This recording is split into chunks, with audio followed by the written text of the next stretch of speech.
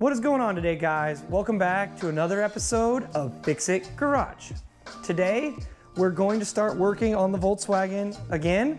Last time, we got the chassis harness prepped and ready so we can start putting that wiring in the car.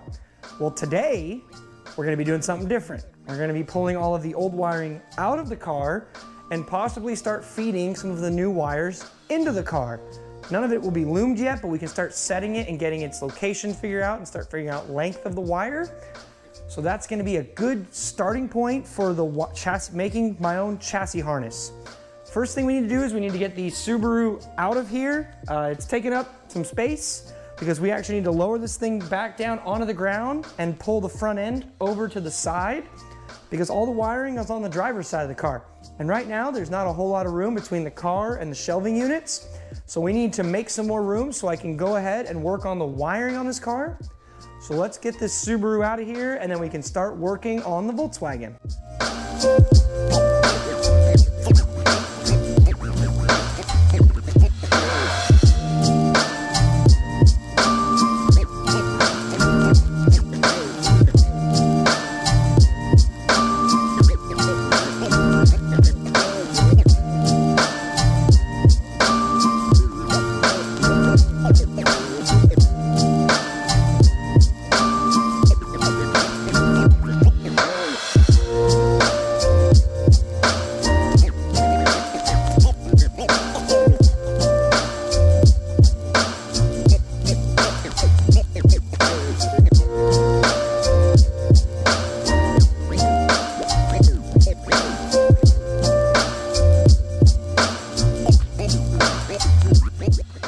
So we got the car spun around, so now we can easily work on the driver's side where all the wiring is.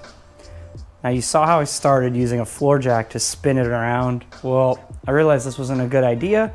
I went to the local Harbor Freight and picked up some wheel dollies you guys see down there. So now I can spin the car around more freely, which should make working on this project and any future projects 10 times easier to do. So now that we've got the car in position, we can start working on pulling out all of the old wiring. Now, something I like to do when I pull out the old wiring is use string. What do I use the string for? Well, I'm going to be cutting the old wiring and then I'll tie a string to it and pull it through certain parts of the chassis. So, for example, the wire harness runs through here, up and out the back to this stuff right here. So what I want to do is I'll cut it somewhere in there, tie string, and pull that wiring all out. And I'll have my string here, and then I can run a string from there to the front of the car, like pull the wiring out that goes from there to the front, tie a string to that and pull it through. Then I'll have two strings to get my wiring through. The way I'll do it from there is I'll start the wiring at the front, pull it with the string to that first spot, which will be at the voltage regulator, which is where I need to have some wires go anyways, and then pull the rest of them through to the back. That way then I have the back half of the harness set up. So with that being said, let's go ahead and start pulling out the old wiring and running string so we can start installing the new wiring.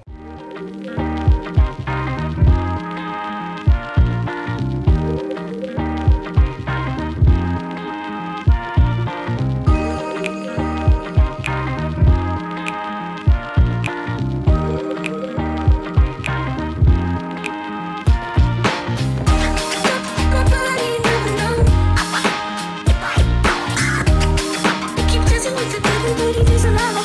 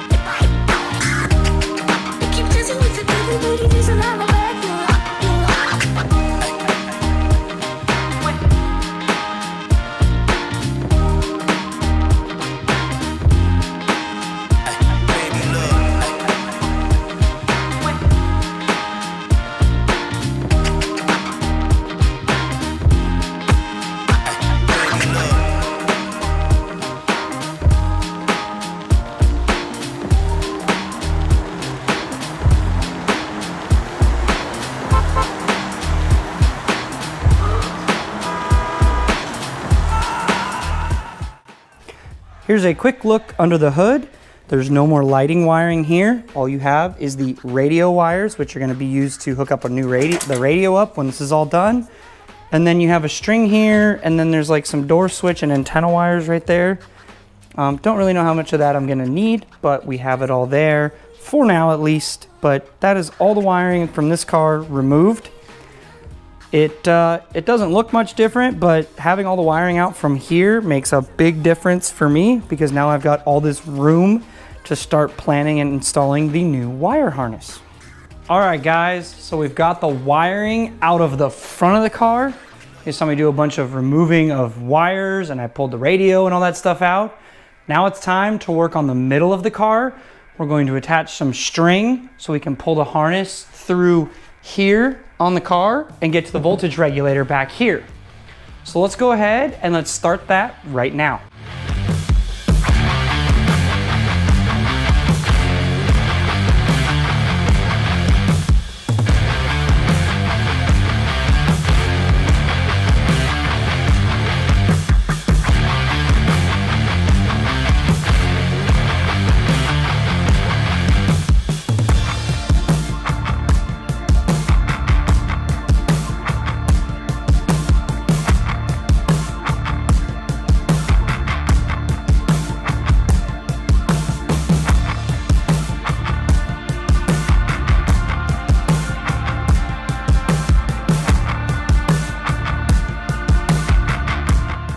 Okay, so we have the wiring now out of the center section of the car.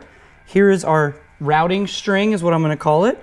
So we'll be able to pull the wiring from the voltage regulator at the back. We can pull it up to here, or vice versa, to feed the wiring through the harness, so we can get from like the turn signals all the way to the back. Yeah, so we've removed the steering wheel as well. That way then we can rewire the turn signals, which are sitting up on a bench right now. I've pulled all the instrumentation out so we can wire it all off the car and then put it back in the car. It'll make it a little bit easier. That, and I can at least identify which wires go where, so we can go ahead and plug it in. So that is all done.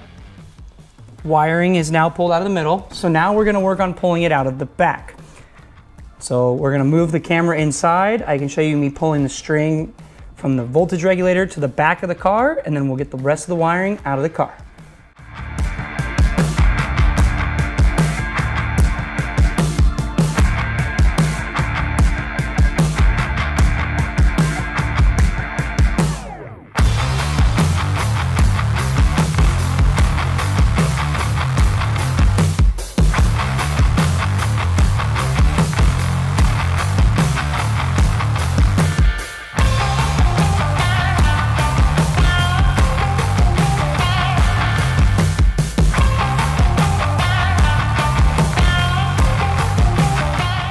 I know the lighting back here is not the best, but here are both of our strings here at the voltage regulator that I was talking about. So this one goes to the back of the car, this one goes to the front of the car, and this is actually the starter wire right here. I'm leaving this here for right now just because it's in a good place for me, so I know where to put the starter solenoid wire. So that is all the wiring removed other than this. We also have, what else do we have still in the car?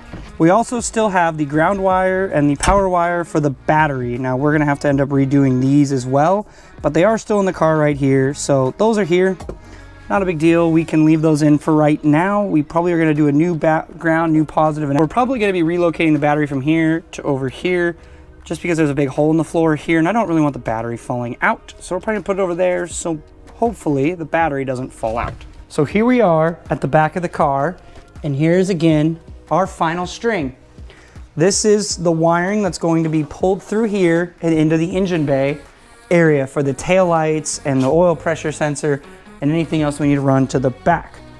So that is the string pulled through here, and that is a Volkswagen now that has been completely de-wired. There's no wiring left inside this car other than a few random pieces up front on top of the fuel tank, and the aftermarket radio wiring is still in the car. Otherwise, this thing is now wireless, which is awesome, because now that means we can start going the other direction.